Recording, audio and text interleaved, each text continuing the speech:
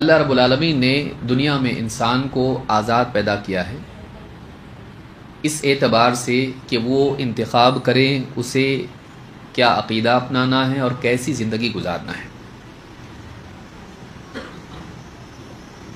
کس راستے پر اس کو چلنا ہے، اس کا اختیار انسان کو دیا گیا ہے۔ انا ہدیناہ السبیل اما شاکرا و اما کفورا، ہم نے انسان کو راستے کی رہنمائی دے دی ہے، چاہے تو شکر گزار بن کے جیے یا ناشکرہ بن کر۔ شکر گزاری والی زندگی دینداری والی زندگی ہے، اور ناشکری والی زندگی عقیدے اور عمل کے بگاڑ والی زندگی ہے۔ اچھا جینے کا انجام اچھا ہے اور برے جینے کا انجام برا ہے، لہٰذا انسان کو چاہیے کہ جیسا انجام وہ چاہتا ہے ویسی زندگی جیے، ویسا راستہ چنے۔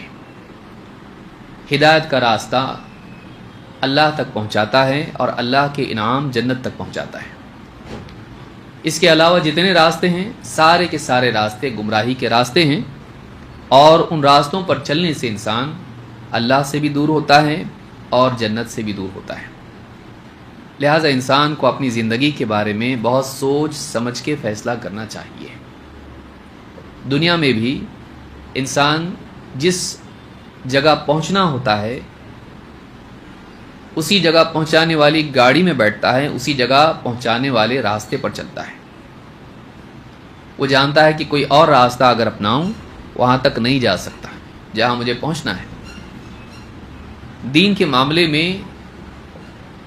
راستہ ایک ہی ہے، جنت کے معاملے میں، اللہ تک پہنچانے کے معاملے میں راستہ ایک ہی ہے۔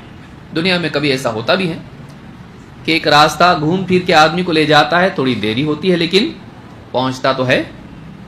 ایک جگہ سے ٹریفک اگر جام ہو، آدمی دوسرا راستہ اپنا لیتا ہے اور تھوڑا سا دیری ہو جاتی لیکن آدمی منزل پر پہنچ جاتا ہے۔ لیکن اللہ تک پہنچنے کا معاملہ، جنت تک پہنچنے کا معاملہ ایسا نہیں ہے کہ آدمی ایک راستہ نہیں دوسرا اپنا لے، تھوڑی دیری ہو جائے گی لیکن پہنچیں گے تو صحیح نہیں۔ اور یہ معاملہ اتنا سنگین ہے کہ اللہ رب العالمین نے کھانا پینا لباس جو واقعی انسان کی بنیادی ضرورتیں ہیں، ہر نماز کی ہر رکعت میں اللہ تعالیٰ نے ان چیزوں کے مانگنے کی تعلیم نہیں دی ہے۔ حالانکہ کھانے پینے پر انسان کی زندگی کا مدار ہے، اس کی حیات اور اس کی بقا کا مدار ہے۔ کھائے گا پیے گا نہیں تو مر جائے گا آدمی، لیکن یہ مانگنے کے لیے نہیں سکھایا، بلکہ اللہ تعالیٰ نے ہر نماز میں ہر رکعت میں ہم کو مانگنا سکھایا، اہدنا الصراط المستقیم، اے اللہ صراط مستقیم کی ہدایت دے دے۔ معلوم ہوا کہ یہ اتنی اہم چیز ہے، سیدھے راستے کا ملنا، صراط مستقیم کا ملنا، اور اس راستے پر چلنے کی ہدایت اللہ کی طرف سے، توفیق اللہ کی طرف سے ملنا، اس راستے پر چلنے اور اس پر باقی رہنے کی توفیق، یہاں تک کہ آدمی منزل تک پہنچ جائے، یہ اتنی بڑی چیز ہے کہ اللہ تعالیٰ نے نبی کو بھی حکم دیا کہ وہ مانگے۔ اس لیے پیارے رسول صلی اللہ علیہ وسلم چاہے جماعت سے نماز پڑھائیں یا تنہا نماز پڑھیں، آپ اس صورت کو پڑھتے تھے۔ کوئی رکعت آپ کی ایسی نہیں ہوتی تھی جس میں آپ یہ آیت اور یہ صورت اور یہ دعا نہ مانگیں۔ سیدھا راستہ چلنا اور اس پر جمے رہنا نجات کے لیے یقینی شرط ہے، لازمی شرط ہے، اور نجات کی یقینی ضمانت ہے۔ لیکن سیدھا راستہ جب چلنے کی بات کی گئی تو اللہ تعالیٰ نے جمع کا صیغہ استعمال کیا، اہدنا الصراط المستقیم، اے اللہ ہم سب کو صراط مستقیم کی ہدایت دے۔ اس سے معلوم ہے کہ کوئی ایسا راستہ نہیں جس پر اکیلے کسی کو چلنا ہے، بلکہ یہ ہمیشہ سے اہل حق کا راستہ رہا ہے۔ اللہ کے کئیوں بندے ایسے ہیں جو اس راستے پر چلتے رہے، اور انہی کے راستے پر ہم کو بھی چلنا ہے۔ یہ اہل حق ہیں، ہم سے پہلے انبیاء، پھر انبیاء کے سچے متبعین، پھر انبیاء میں آخری نبی خاتم النبیین محمد صلی اللہ علیہ وسلم، آپ کے صحابہ، اور پھر آپ کے بعد صحابہ کے بعد، اور ہر زمانے میں اہل حق رہے، اور یہ قیامت تک رہیں گے۔ لا تزال طائفة من امتی ظاہرین علی الحق، میری امت میں ہمیشہ ایک گروہ رہے گا جو غالب رہے گا، حق پر قائم رہے گا. اور جیسے فرمایا کہ لا یضرهم من خذلهم او خالفهم حتی یأتی امر اللہ، کہ ان کا ساتھ چھوڑنے والے اور ان کی مخالفت کرنے والے ان کو ضرر نقصان نہیں پہنچا پائیں گے،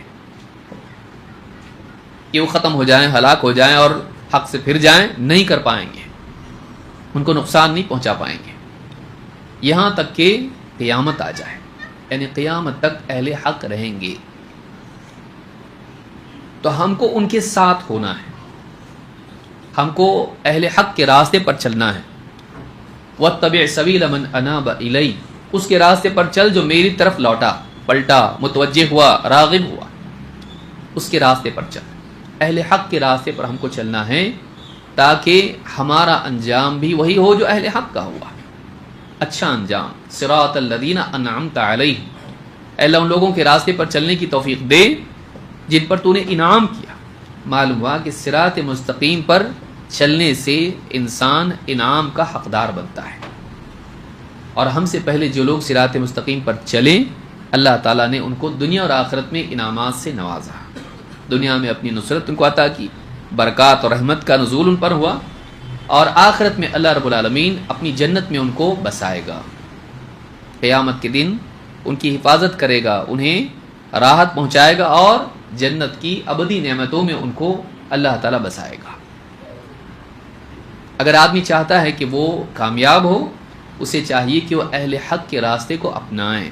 لیکن اہل حق ہیں کون؟ موجودہ دور میں مسئلہ یہ ہو گیا ہے کہ انٹرنیٹ کی وجہ سے، موبائل فون کی وجہ سے، یوٹیوب، فیس بک اور اس طرح کی جتنی چیزیں ہیں، انسٹاگرام اور نہ جانے کتنی میڈیا کی شکلیں ہیں، اس میں لوگوں کے پاس تمیز ختم ہو گئی ہے. بھائی جو بھی بول رہا ہے سنو، جو بھی بول رہا ہے اس کی بات مانو. لیکن ہمیشہ سے ہمارے سلف ہم سے کہتے آئے ہیں کہ ہم کو اہل باطل کا نہیں، اہل حق کا راستہ اپنانا چاہیے. اور یہی بات تو سورہ فاتحہ میں بھی ہے. اے اللہ ہم کو ان کے راستے پر چلا جن پر تیرا انعام ہوا، ان کے راستے پر نہیں جو راستے سے جن پر تیرا غضب ہوا یا جو راستے ہی سے بھٹک گئے.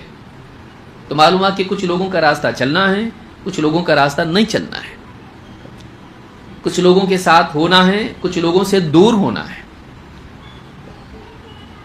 کیونکہ انسان جس کے راستے پر چلتا ہے اسی کے ساتھ اس کی منزل تک پہنچتا ہے.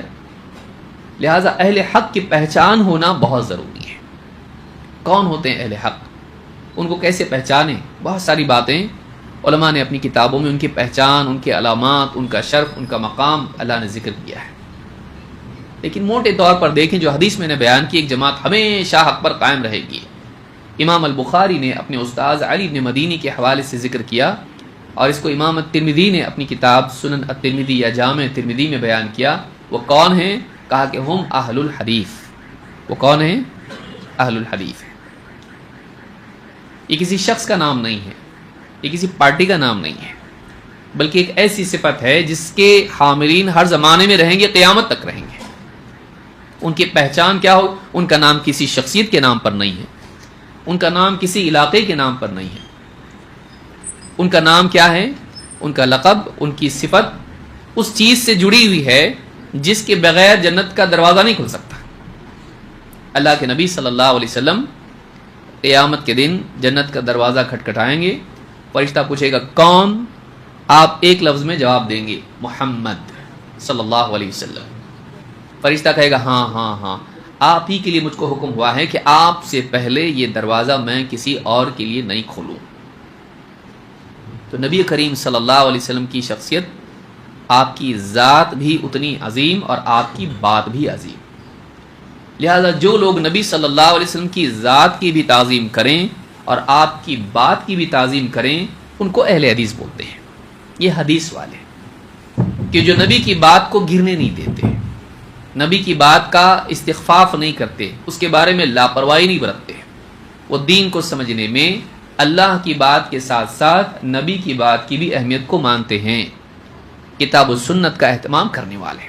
تو یہ اہل حدیث ہیں، یہ اہل حدیث ہیں. اور امام ہم نہیں بول رہے، ہم سے پہلے 1000 سال پہلے امام الترمذی اس کو اپنی سنن میں ذکر کر چکے ہیں، سارے مدارس میں کتاب پڑھائی جاتی ہے. معلوم نہیں کتنوں کو معلوم ہے، کتنوں کو نہیں معلوم، لیکن ہے تو ہے، آج بھی ہے. کہ امام البخاری اپنے استاذ علی بن مدینی سے نقل کرتے ہیں کہ ہم اہل الحدیث، وہ اہل حدیث ہیں. بس ہم کو یہ بات سمجھ میں آتی کہ اتنے بڑے ائمہ نے جب اس حدیث کی تشریح میں اس بات کو ذکر کیا ہے، ہم کو بھی ان کے ساتھ ہو جانا چاہیے.